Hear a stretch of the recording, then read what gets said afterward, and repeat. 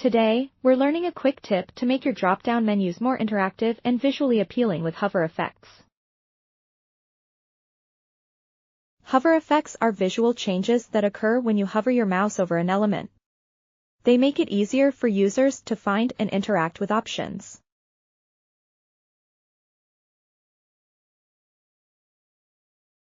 In this example, we're working with an e-commerce website and incorporating a drop-down menu for social media links.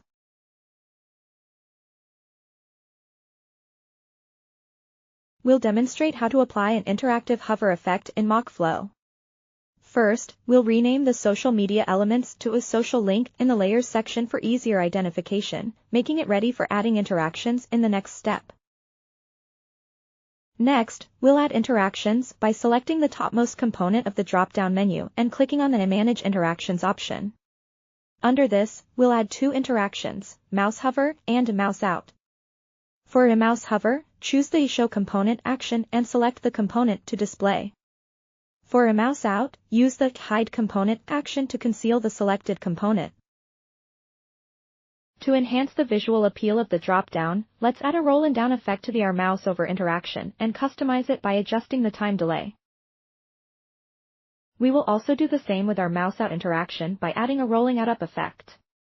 These effects will create a smoother, more engaging interaction for users. To ensure the social media icon components only appear when triggered, use the Layers feature to hide them by default. Once the interaction is triggered, they'll become visible. To test the interaction, switch to View mode and click on the specific component to see it in action. This is how interactions are activated.